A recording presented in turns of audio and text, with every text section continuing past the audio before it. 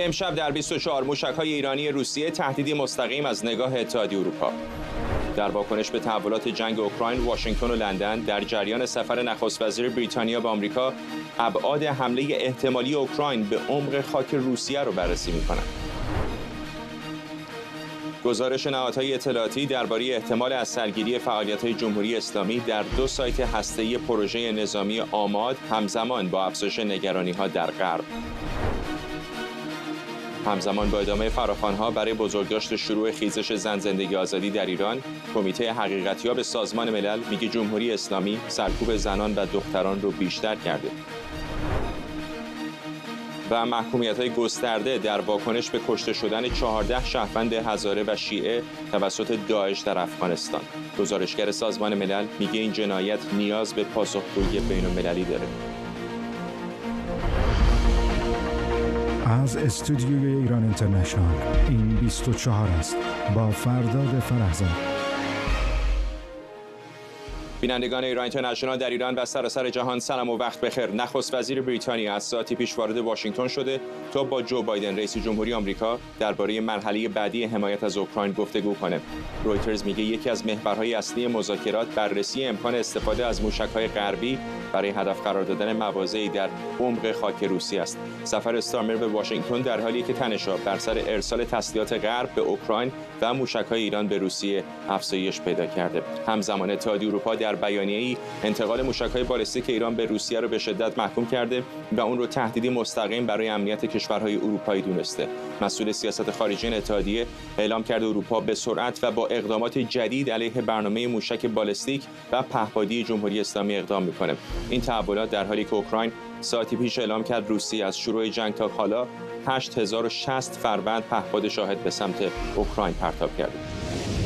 سمیرا قرایی خبرنگارمون از کاخ سفید با ماست. سمیرا، هم در گفتگوهاشون در اروپا حالا در واشنگتن به نظر میاد که ایالات متحده آمریکا و شرکای اروپایی به دنبال یک رویکرد جدیدن در جنگ روسیه و اوکراین.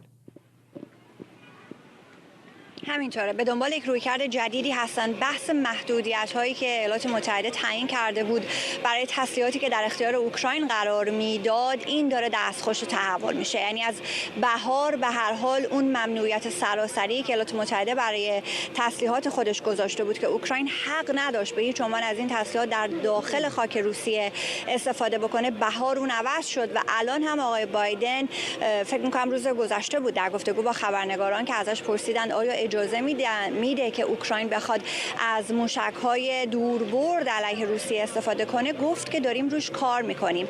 و حالا با آمدن آقای استارمر اینجا، چون داریم بحث بریتانیا رو هم میشنویم که ممکنه که به اوکراین اجازه بده که از موشک‌های بلندبرد خودش بخواد استفاده بکنه، به نظر میرسه که رایزنی‌های مشخصاً در این رابطه بخواد انجام بشه. تا ساعتی دیگه آقای استارمر و آقای بایدن اینجا در کاخ سفید با هم دیدار خواهند کرد. آقای استارمر میگه که مشخصاً برای گفتگوهای استراتژیک درباره تحولات در منطقه و جنگ روسیه و اوکراین به اینجا آمده. در روزهای اخیر هم یک اتفاق جالبی که افتاده اینه که فرداد ایالات متحده خیلی داره استراتژی جنگی خودش در رابطه با روسیه و اوکراین رو به خاورمیانه نسبت میده و شاید بیشتر از هر چیز نشون دهنده تغییر استراتژی آمریکا در رابطه با اسرائیل و حماس باشه. یعنی مدل برخوردش با این جنگ داره شبیه اوکراین میشه که ما تجهیزات نظامی میدیم، حمایت مالی میکنیم، صحبت میکنیم، سفر میکنیم، انتظار بیشتری از ما نداشته باشید. انتظار بیشتر یعنی اینکه بخوان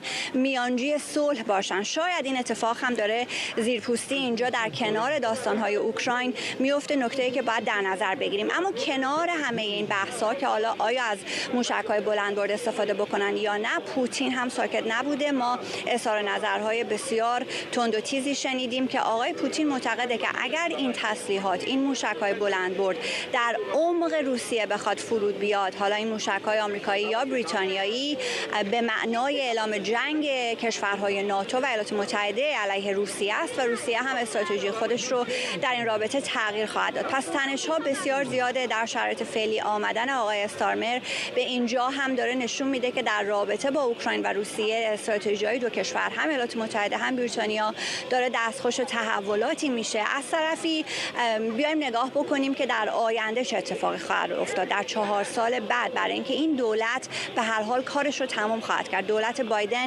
چند ماه بیشتر از روی کار بودنش نمانده و بعد از این چه اتفاقی خواهد افتاد خیلی تصویر روشنی نداریم مشخصا از سمت خانم هریس. اما در رابطه با آقای ترامپ اتفاقات جالبی افتاد. آقای جی دی ونس با یک پادکست صحبت کرده روز جمعه. محتوای این صحبت‌ها منتشر شده و در بخشی راجع به طرح آقای ترامپ برای اوکراین داره صحبت میکنه. 2 نکته داره. یکی این که در اون منطقه‌ای که روسیه وارد اوکراین شده و اشغال کرده، آقای ترامپ معتقده که اونجا باید منطقه حائل ایجاد بشه، یک منطقه غیر نظامی اعلام بشه. با این همه روشن نیست که اختیار اون تیکه ها آیا در دست اوکراین خواهد بود، در دست روسیه خواهد بود، چه کسی کنترل بر اون نواحی رو در اختیار خواهد داشت. و مورد دیگر این هست که اوکراین به کل ایده پیوستن به ناتو یا هر گونه سازمان متعلق به متحدان آمریکا رو کنار بگذاره. این بسیار متفاوت است با اون چیزی که بایدن داره انجام میده. منظور من از اشاره به طرح ترامپ برای اوکراین و روسیه این هست که با پایان این دولت آنچه که اگر آقای ترامپ به کاخ سفید بیاد در انتظار تنش‌ها بین اوکراین و روسیه است بسیار متفاوت خواهد بود با اون چیزی که در حال حاضر وجود داره. و حالا باید ببینیم که آیا آقای استارمر و آقای بایدن بعد از دیدار خودشون استراتژی تازه اعلام خواهند کرد. آیا سیاست اگر کلان بخواد تغییر کنه، اگر که اجازه استفاده از موشک‌های بلند برد رو بخوان بدن، آیا این رو اعلام رسمی در همین 1-2 روز خواهند کرد یا بعد منتظر بمونیم تا بعدتر ببینیم که چه میشه؟ اوکراین فشارهاش بسیار زیاد بوده. هم با آقای بلینکن که سفر کرد این هفته به اوکراین صحبت کردند، هم یک هیئتی رو فرستاده بودن، مایل هستن که آمریکا دستشون رو بازتر بگذاره برای استفاده از تجهیزات. ممنونم از تو سمیرا قرایی، خبرنگارمون از روبروی کاخ سفید در واشنگتن دی سی. مهران براتی کارشناس روابط بین الملل از برلین و احمد بخشیده استاد دانشگاه دوستی ملل روسیه از مسکو با ما. آقای براتی، روشنه که دیگه آرام آرام از این رویکرد پدافندی دارن به رویکرد آفندی تغییر موضع میدن در جبهه جنگ در اوکراین. چقدر فکر میکنید که ممکنه این باعث بشه که مسکو هم رویکردش رو تغییر بده و اون رو اعلام جنگی از سمت غربی ها تلقی بکنه؟ ولی من فعلا فکر نمی کنم که آمریکا موافق استفاده از موشک‌های دوربرد آمریکا در خاک اوکراین به سوی روسیه باشه. چندین بار هم تاکید شده که اوکراین میتونه از موشک‌های دوربرد انگلستان و فرانسه استفاده کنه پیش از انتخابات ریاست جمهوری آمریکا. به هر صورت آقای بایدن همچین تصمیمی نخواهد گرفت. اما از اون طرف آقای سرگئی کاراگانوف رئیس شورای سیاست خارجی و دفاع روسیه همین روزا در مصاحبه‌ای با روزنامه کمرسایت میگه که اگر آمریکا تصمیم بگیره که اوکراین از موشک‌های دوربردش برای استفاده به سوی خاک روسیه به کار ببره، اون وقت روسیه بایستی که یک استفاده محدود از سلاح اتمی رو در برنامه داشته باشه و نباید هم نگران باشه که غرب عکس‌العمل تندی در مقابل اون نشاط خواهد داد. به طور کلی سیاست آقای زلنسکی این هست، جدا از این که خودش اصلا قاعدتاً آقای زلنسکی و اوکراین با پیشینه نظامی که داشتن مرکز اصلی تولید موشک‌ها، تولید سلاح‌های اتمی، نیروهای هواپیماهای جنگی، زیردریایی، کشتی‌های جنگی، همه اینا در اوکراین بوده. اوکراین توانایی و دانش ساخت سلاح‌های موشک دوربرد رو هم خودش داره، اما فعلا تمام این صنایع با خاک یکسان شدن در این سالهای جنگی و بعد از فروپاشی اتحاد جماهیر شوروی هم 10 مرکز اصلی تولید چنین سلاح‌هایی چون دیگه مورد استفاده ای نداشتن شرکت‌ها ورشکسته شدن. با ساخت اینها خرج خیلی زیادی داره و زمان بره، ولی فعلا آقای زلنسکی فکر میکنه باید حتما کشورهای عضو پیمان آتلانتیک شمالی رو، کشورهای عضو ناتو رو به عنوان همپیمان خودش وارد این درگیری مستقیم بکنه. سعی کوشش رو میکنه. تا به حال غرب مقاومت نشون داده ولی معلوم نیست این مقاومت چقدر به طول بکشه. فکر میکنم به هر صورت این مسئله امکان استفاده از سلاح اتمی محدود از طرف روسیه مسئله است که غربی‌ها مرتب راجع بهش فکر میکنن. تصمیم معین و مشخصی هم در این مورد هنوز نگرفتن. آقای بخشیده شما چه فکر میکنید؟ آیا داریم وارد یک فصل جدیدی میشیم از این رویارویی؟ من بعید میدونم، از این جهت که هر چقدر که صحبت از صلح داره بیشتر میشه، در میدان جنگ هم نگاه میکنیم که خب آتش افروزی داره شدت میگیره. علتش هم اینه که تو میدان جنگ دارن تلاش میکنن که قدرت چانه‌زنی تو صلح رو افزایش بدن، اما مشخصا درباره اینکه سلاح‌های دوربرد غربی استفاده بشه در عمق خاک روسیه، دیروز صحبتی که آقای پوتین انجام داد که گفت که اگر این اتفاق بیفته به معنی مشارکت مستقیم کشورهای ناتو در درگیری و خب یعنی مشخص داره میگه کشورهای ناتو، آمریکا و کشورهای اروپایی در حال جنگ با روسیه هستند و بعد میاد میگه که اگر این اتفاق بیفته در نگاه ما ماهیت درگیری تغییر میکنه و بر اساس تهدیدات جدید تصمیمات مناسبی رو میگیریم. این صحبت ها رو بیایم بگذاریم در کنار همین صحبت هایی که ساعتی پیش آقای جان کربی مسئول هماهنگ کننده راهبردی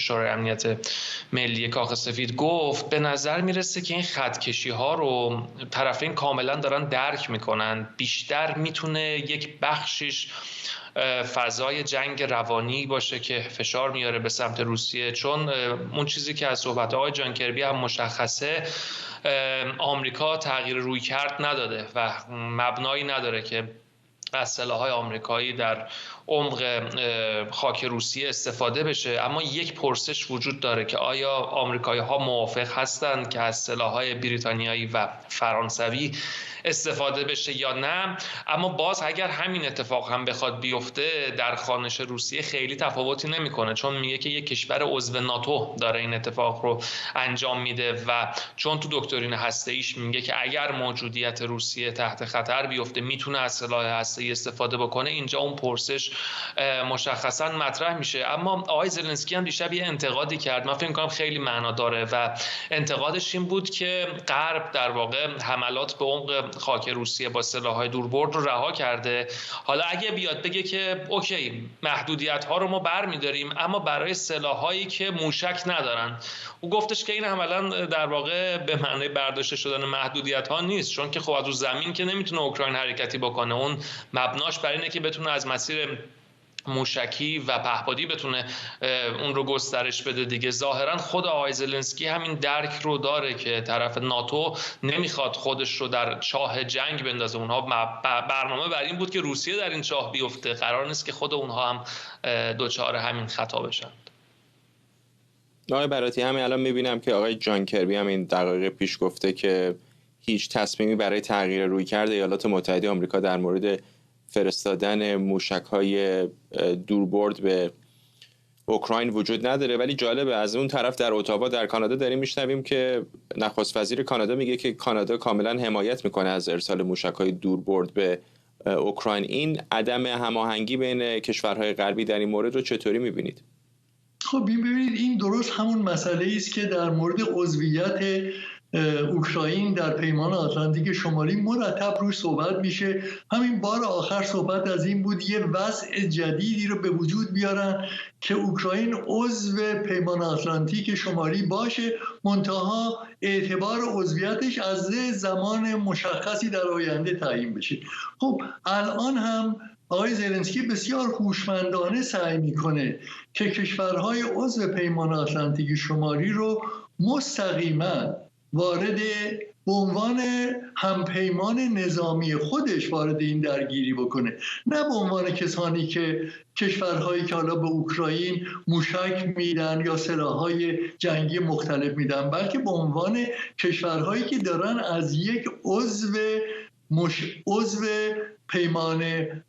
پیمان آتلانتیک شمالی دفاع میکنن میخواد سیاست کنه. مرتب داره غرب رو به این سو میبره. غرب مقاومت‌هایی داره انجام میده، ولی به نظر من در نهایت راه زیادی باقی نخواهند ماند. این مسئله موشک‌های دوربرد میانبرد هم یک مسئله نظامی خیلی روشنی است.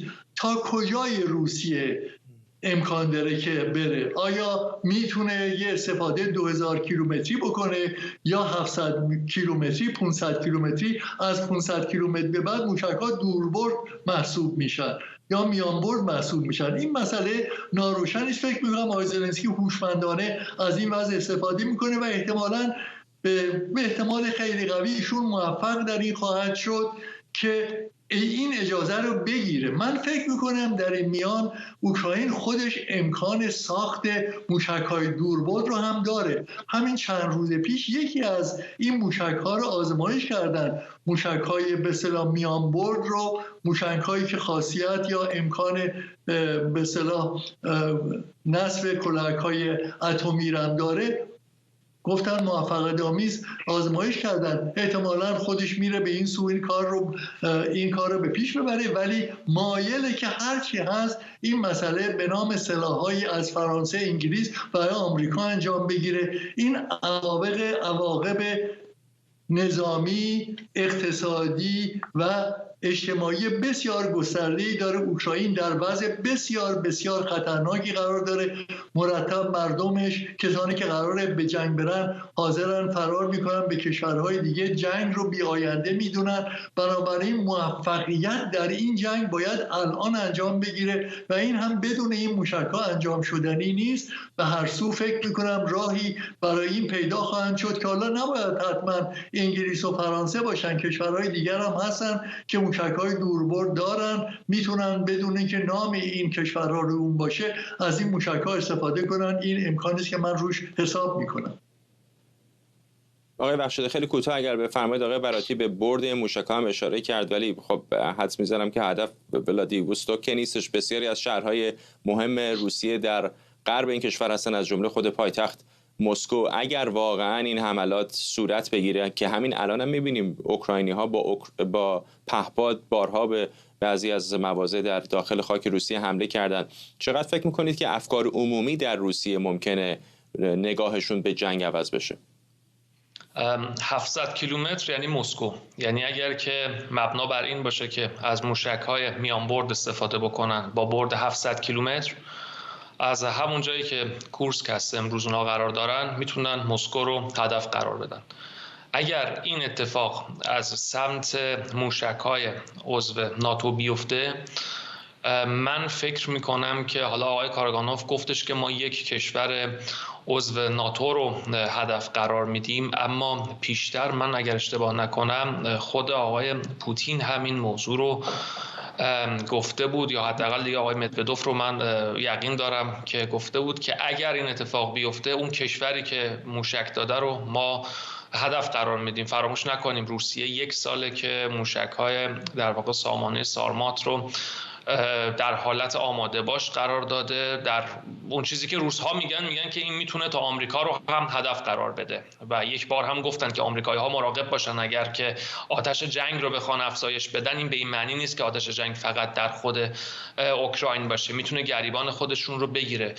من از این جهت هست که فکر میکنم که درسته که توی شرایط جنگی هستیم، همش برمیگرده به اون بحران روسیه و آمریکا در یورو آتلانتیک، اما قراره تو زمین اوکراین باقی بمونه یا همون حالا منطقه حائل کورسک که بتونه تو قدرت چانه‌زنی مذاکرات انجام بشه. وگرنه اگر قرار باشه که این معماری امنیتی کلا از هم فرو بپاشه، یعنی طرفین چشمشون رو ببندن روی خط قرمزهایی که طرف مقابل داره، اساساً ما میتونیم واقعا صحبت بکنیم از جنگ جهانی سوم، چیزی که خب روس‌ها هم به شدت گفتن. اما همین امروز آقای پسکوف سخنگوی کرملین گفتش که صحبت آقای پوتین مخاطب خاص داشت و ما فکر می‌کنیم مخاطب خاص کاملا درک کرد که چه اتفاقی افتاده. تو خوانش مقامات مسکو من امروز اینطور برداشت کردم که فکر می‌کنن که طرف غربی کاملا درک کرده و اجازه نمیده به اوکراین که بخواد در عمق خاک روسیه از این سلاح‌ها استفاده بکنه، چون اگر این اتفاق بیفته این واقعا یک خط قرمز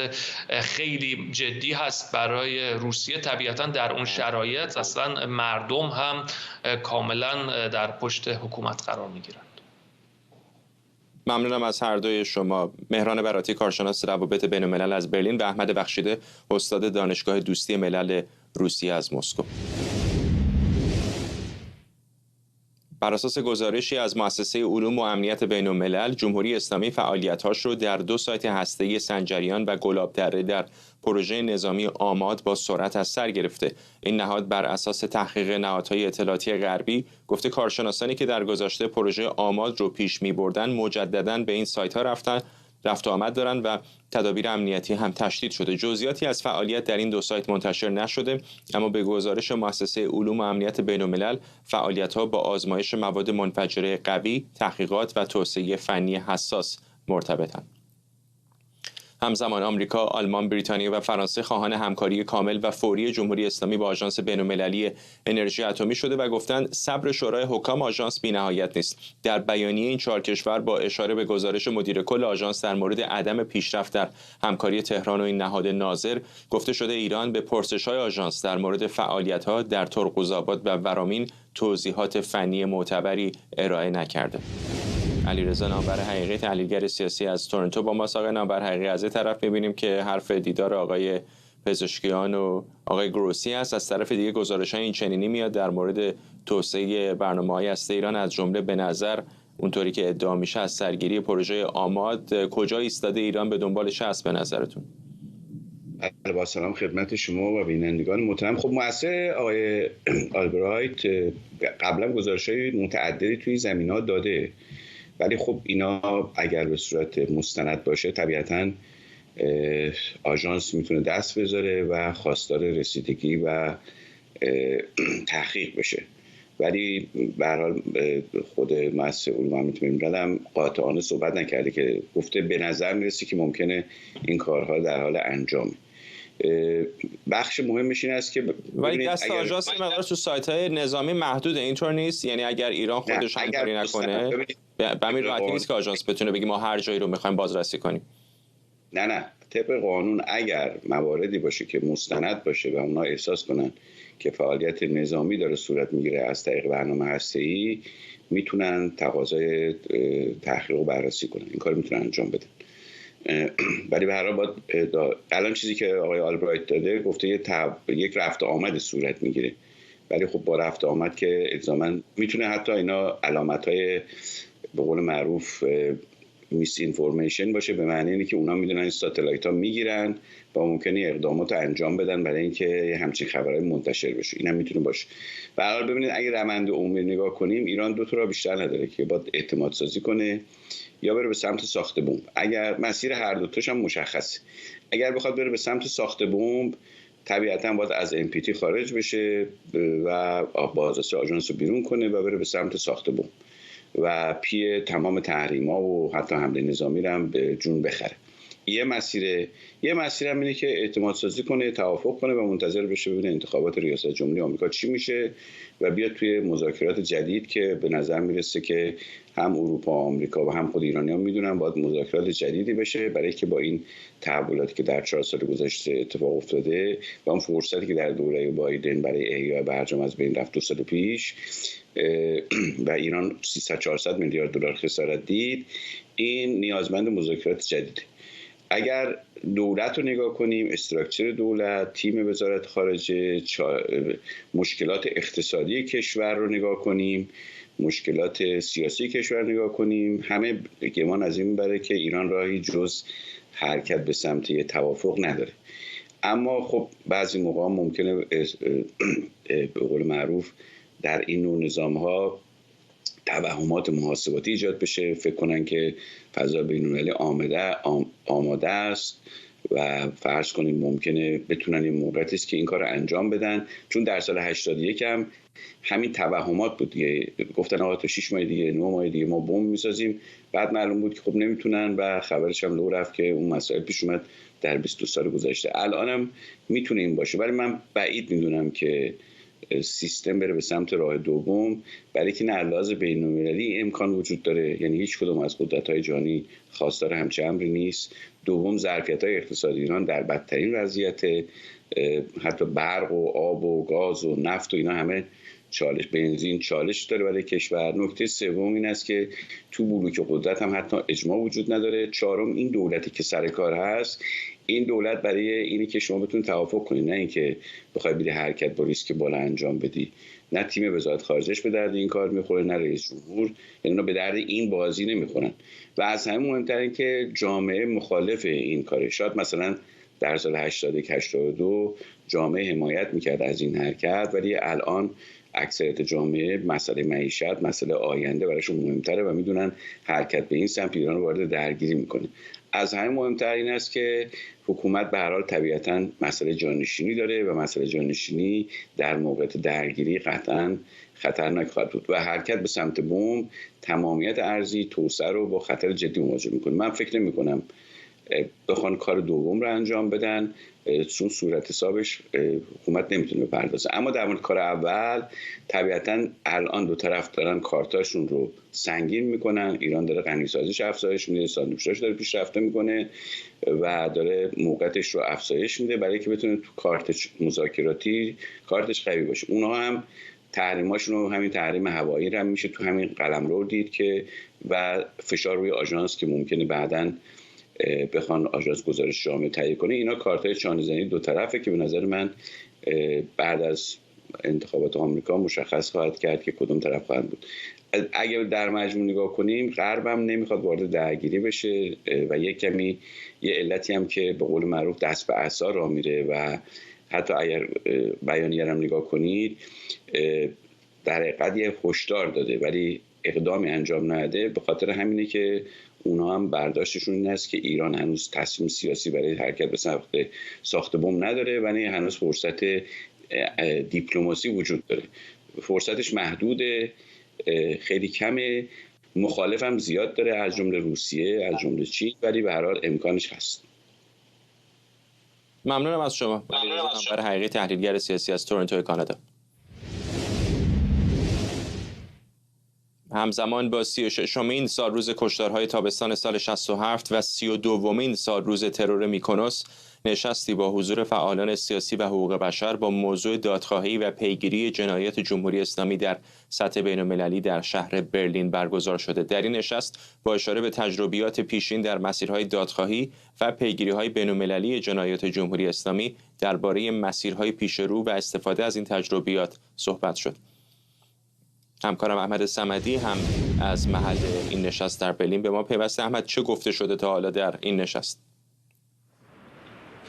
فرداد، این نشست همونطور که گفتی دو تا مناسبت مهم تاریخی داره که یکیش برمیگرده به کشتارهای سال 67 و یکی هم خب دادگاه میکنوس که 17 سپتامبر 4 روز دیگه 32مین سالگردش میشه و خب بسیاری از کسانی که اینجا هستن اون روزها رو به یاد داشتن. حتی یکی از بازماندگان هم در این مراسم بود و صحبت‌هایی که امروز مطرح شد بیشتر در خصوص این بود که چطور میشه جمهوری اسلامی رو به خاطر جنایت‌هایی که در گذشته انجام داده و این جنایت‌ها تا به امروز هم ادامه داره پاسخگوشون کرد. یکی از مهمترین مطالبی که خب مطرح شد بحث صلاحیت قضایی بود که خب یک تاریخ دیرینه‌ای داره. از دادگاه نورنبرگ شروع میشه تا محاکمه آیشمن در اسرائیل که بر اساس صلاحیت جهانی قضایی بوده و خب امروز بر این تاکید میشه که میشه این کار رو با مقامات جمهوری اسلامی کرد، هرچند که یک تجربه موفقی هم در این زمینه وجود داشت و اون هم محاکمه حمید نوری بود که بعدها وجه المصالحه شد و دولت سوئد رو با اتباع خودش در واقع معاوضه کرد و این یکی از مواردی بود که در اینجا نسبت به اون اعتراض شد و انتقاد شد از دولت‌ها که چرا کسی که دستش به خون مردم ایران آغشته بوده در کشتارهای جمعی سال 67 و دهه 60 حضور داشته او رو به راحتی مبادله میکنن و به این ترتیب میبینیم که جمهوری اسلامی هم پاسخگو نیست. یکی دیگه از سخنرانان برای ما بسیار آشنا است، رها بحرینی، حقوقدان و پژوهشگر حقوق بشر بود که امروز صحبت کرد. نکات بسیار مهمی رو بهش اشاره کرد و الان در پیش من هست و میخوام در خصوص اظهارات خودش از ایشون سوال بکنم که بحث شد اینجا بیشتر شما در خصوص پیگیری بین المللی قضایی مقامات جمهوری اسلامی صحبت کردید. ما چند تجربه موفق داریم، یعنی ایران تریبونال رو داریم، آبان تریبونال داریم که خب اینا نمادین بود، اما حمید نوری دادگاهش واقعی برگزار شد و یک مقام جمهوری اسلامی محاکمه شد و محکوم شد به حبس ابد. ولی خب می‌بینید که جمهوری اسلامی فرار میکنه از با اقداماتی که انجام میده، با در واقع گروگانگیری که انجام میده. چطور میشه این روند رو ادامه داد و در واقع کاری کرد که جمهوری اسلامی از زیر این کارها در نره، از زیر این محاکمه ها در نره؟ بله، صحبت من در رابطه با مسیرهای پیگیری عدالت کیفری در حال حاضر در سطح بین‌المللی بود و در آینده ایران، یعنی پس از اینکه نظام سیاسی روزی تغییر بکنه، در سطح داخلی. در سطح بین‌المللی توضیح دادم که به دلیل امکانات محدود در سطح جهان، اینکه جمهوری اسلامی ایران به معاهده روم نپیوسته که در واقع صلاحیت دیوان کیفری بین‌المللی رو به رسمیت بشناسه، تنها راه موجود برای پیگیری کیفری اصل صلاحیت قضایی جهانیه. ما همچنان فاصله زیادی داریم تا بتونیم شاهد اجرای دادگاه‌های بیشتری باشیم، ولی دستاوردهای مهمی هم جنبش دادخواهی ما داشته. تأسیس کمیته حقیقتیاب سازمان ملل توضیح دادم که باعث شده که اسناد و شواهد و مدارک جمع‌آوری بشه. کمیته حقیقتیاب سازمان ملل امروز از دادستانی‌های کشورها خواسته که اصل صلاحیت قضایی جهانی رو اعمال بکنند. در سخنرانی مروری تاریخی داشتم که این درخواست از سوی یک مرجع معتبر بین‌المللی بی سابقه است و بنابراین دست ما به عنوان جنبش فعالان حقوق بشر و دادخواهی نسبت به گذشته بسیار پرتره، برای اینکه بخوایم از کشورها بخوایم که تحقیقات کیفری رو بر اساس اصل صلاحیت قضایی جهانی باز کنند. توضیح دادم که در کشورهایی مثل آلمان این امکان وجود داره که تحقیقات ساختاری به راه بندازن، یعنی صرف نظر از پیدا شدن مظنونی مثل اون چه که در مورد حمید نوری در سوئد دیدیم، دادستانی آلمان میتونه تحقیقاتی رو به راه بندازه در مورد الگوهای جنایت، پیگیری شواهد موجود در مورد مظنونان مختلف، تهیه پروفایل برای این آمران و عاملان و در واقع یک مسیر طولانی مدت رو با نگاه به صدور قرار جلب برای برخی از این آمران اصلی رو به راه بندازه. یک تجربه مشابه در فرانسه هم در رابطه با جنایات رژیم بشار اسد وجود داشته. به طور کلی هرچند ما این مسیر سخت و پرسنگلاخ رو باید ادامه بدیم، اما تلاش اینه که با جمع‌آوری شواهد و مدارک به دستاندرکاران جنایت در ایران این پیام داده بشه که در صورت سفر به کشورهای خارجی خطر پیگیری کیفری بیش از همیشه برای اونها وجود داره، با توجه به اسنادی که الان در بالاترین سطح سازمان ملل علیه اونها جمع شده و لیست‌های محفوظی که این مرجع بین‌المللی تهیه کرده. و بعد نگاهی هم به آینده داشتم، روزی که در واقع نظام سیاسی ایران تغییر بکنه، قوه قضاییه مستقل بتونه شکل بگیره، جنبش دادخواهی ما با چالش‌های بسیاری روبروه. دادخواهی در واقع فقط پیگیری عدالت کیفری نیست. فعالان دادخواه، مادران داغ دیده از دهه 60 تا به امروز همیشه تاکید کردند که دادخواهی به معنی به خاطر سپاری، مقابله با فرهنگ فراموشی، جبران خسارت هست. ولی یک مسئله مهم اینه که ما در آینده ایران یک دادستانی مستقل داشته باشیم که بتونه به این جنایات رسیدگی کنه. بسیار سپاسگزارم از رها بحرینی، حقوقدان و پژوهشگر حقوق بشر. و نکته‌ای که خانم بحرینی بهش اشاره داشت همون فکر می‌کنم نمونه‌ای بود که در بریتانیا انجام شد و پینوشه رو هواپیماشو فرود آوردن و او رو محاکمه کردن. فرداد. ممنونم از تو احمد صمدی، همکارم از محل نشست در برلین. در آستانه دومین سالگرد قتل حکومتی مهسا امینی و در ادامه فراخوان‌ها برای بزرگداشت آغاز خیزش زن زندگی آزادی در سراسر جهان، هیئت حقیقتیاب سازمان ملل در گزارش جدیدش میگه جمهوری اسلامی سرکوب حقوق زنان و دختران رو در ایران تشدید کرده. این گزارش میگه مقامات ایرانی با اجرای طرح موسوم به نور اقدامات و سیاست‌های سرکوبگرانه رو بیشتر کردند. هیئت حقیقتیاب همینطور نسبت به الگوی جدیدی از صدور حکم اعدام برای فعالان سیاسی زن از جمله برخی متعلق به اقلیت‌های قومی و مذهبی ایران ابراز نگرانی کرده. جمشید برزگر، روزنامه‌نگار و تحلیلگر سیاسی از تورنتو با ماست. آقای برزگر، حالا که حدود یک سالی گذشته، وقتی نگاه می‌کنید جنبش رو کجا می‌بینید، جمهوری اسلامی رو کجا؟ خب ببینید، واقعیت امین هستش که هیچ یک از اون زمینه‌هایی که به موجب شکل گرفتن خیزش اعتراضی در سال 1401 شد بعد از قتل حکومتی مهسا ژینا امینی نه تنها برطرف نشده، بلکه به رغم به روی کار اومدن دولت مسئول پزشکیان که به هر حال همراهی اصلاح طلبان جمهوری اسلامی رو هم داره، می‌بینیم که شرایط تغییر نکرده. در همین شرایط هست که در واقع بسیاری از حقوق شهروندان و از جمله زنان همچنان داره نقض میشه و اساساً به این مسائل توجهی نمیشه. بنابراین در همونطور که در گزارش در واقع کمیته حقیقت‌یاب هم اومده، شرایط برای زنان ایران بدتر شده، هم از لحاظ حقوقی هم در عمل این اقدامات صورت گرفته. شما ببینید در زمانی که رهبران جمهوری اسلامی ادعا می‌کردند که نهایتاً قتل حکومتی ژینا یک حادثه بوده، درست 1 سال بعد از قتل مهسا امینی ما در مهر ماه سال گذشته قتل آرمیتا گراوند رو داشتیم، درست به همون دلیل، یعنی مسئله حجاب اجباری. یعنی یک نفر دیگر هم علاوه بر کسانی که در جریان اعتراضات از کودکانی مثل کیان پیرفرنگ گرفته تا دیگر شهروندان جوان و نوجوان و در واقع سالمند که کشته شدن، نزدیک به 600 نفری که کشته شدن، 1 سال بعد ما شاهد کشته شدن یک دختر دیگه فقط به خاطر مسئله رعایت نکردن حجاب اجباری بودیم. بعد از اون همین اتفاق افتاده، یعنی از فاصله سال قبل که آرمیتا کشته شد، حداقل نمونه روشنی که الان جلوی چشم ما هست و اون فرد در بیمارستان در شرایط بسیار نامساعد به سر میبره، آرزو بدری هست که به خاطر مسئله حجاب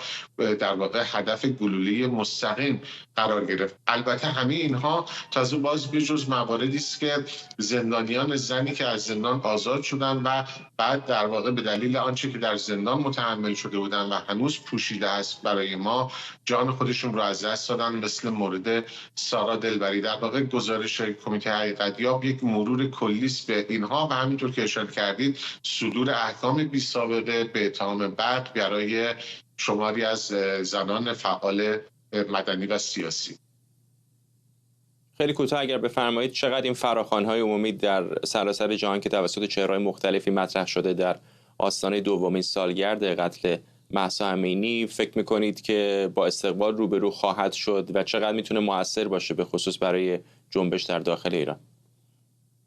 مسئله استقبال البته واقعا خب مسئله پیچیده‌ای است. عوامل متعددی از جمله در خارج از کشور، در واقع نحوه سازماندهی و همینطور تعاملات درونی گروه‌های مخالف با هم میتونه تاثیرات مثبت و منفی داشته باشه. متاسفانه در ماه‌های اخیر این تاثیر بیشتر منفی بوده، اما این امیدواری وجود داره که با در واقع فراخوان کسانی مثل حامد اسماعیلیون، شیرین عبادی، عبدالله مهددی، بسیاری از گروه‌ها و تشکل‌های صنفی در داخل کشور و همینطور احزاب و گروه‌های سیاسی در خارج از کشور، به ویژه در شهرهای خارج از کشور، فردا و پس فردا شاهد حضور گسترده مردم باشیم.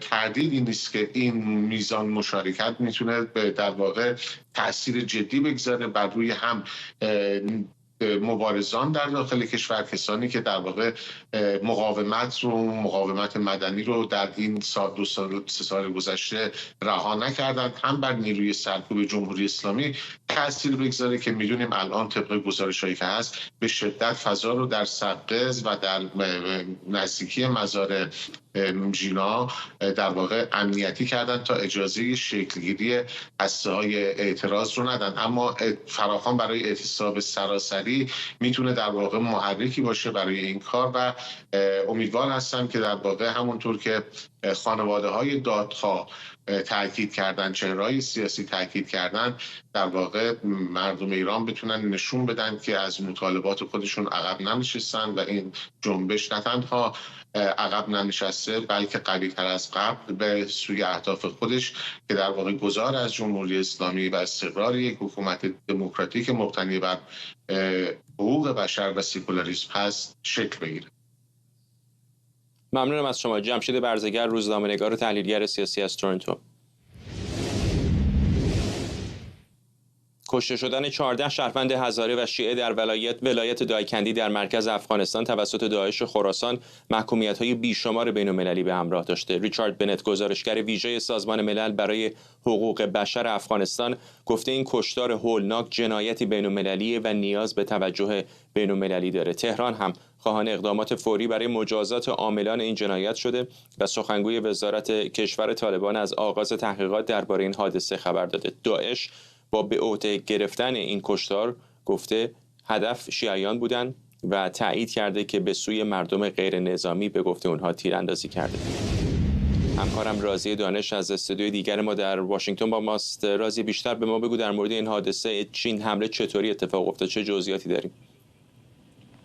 بله، حادثه وحشتناک تصاویر و فیلم هایی که منتشر شده در فضای مجازی دست به دست میشه.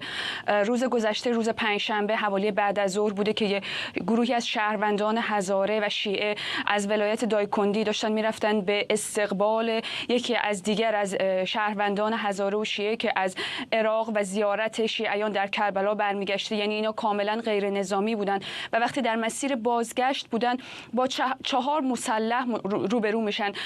اونها میگن که خودشون رو اعضای طالبان و اعضای امارت اسلامی معرفی میکنن و از این شهروندان میخوان که همه اونا به صف بایستن تا از اونها عکس و فیلم بگیرن. وقتی 2 نفر از اونها شروع به عکس برداری و فیلم برداری از این افراد میکنه، 2 نفر دیگه کلاشینکوف رو بیرون میکنن و شروع میکنن به رگبار بستن این شهروندان.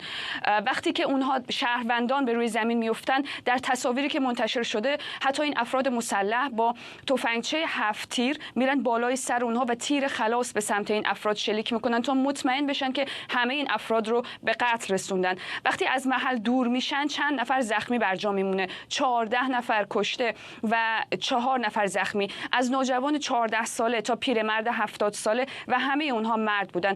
شاهدینی که از این رویداد موندن گفتن که این اتفاق پیش چشم زنان و کودکان همین جمع اتفاق افتاده. شامگاه پنجشنبه بود، چند ساعت بعد از این حادثه، که داعش در وبسایت اعماق بیانیه‌ای منتشر کرد و مسئولیت این حمله رو به عهده گرفت و گفت که در این حمله 15 نفر رو کشته و 6 نفر رو زخمی کرده و هدفش هم شیعیان بودند، شیعیان غیر نظامی. خیلی کوتاه اگه بگید چقدر الان مردم نگران وضعیت امنیتشون هستن؟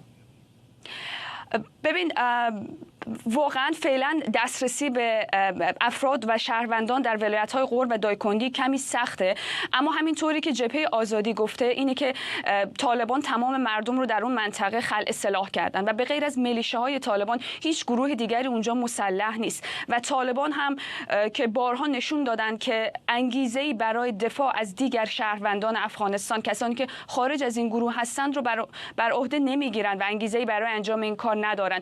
گرچه حتی همین امروز یکی از مقامات وزارت داخله طالبان در چین در یک کنفرانس امنیتی گفته که داعش و القاعده اصلا حضوری در افغانستان ندارند، اما کارشناسان امنیتی میگن که حداقل 3 کمپ در این ولایت‌های دایکندی و غور مربوط به داعش وجود داره و اونها در حال سربازگیری هستن و این نیروها اونجا حضور دارن. مردم هم قبلا تایید کردن، گفتن اگر پیش از این یک کمی امنیت نسبی وجود داشت در سالهای پیش از به قدرت رسیدن دوباره طالبان، اما در ماه‌های اخیر اونها افرادی رو می‌بینن با پرچم‌های سیاه داعش و از این بابت واقعا نگران هستن.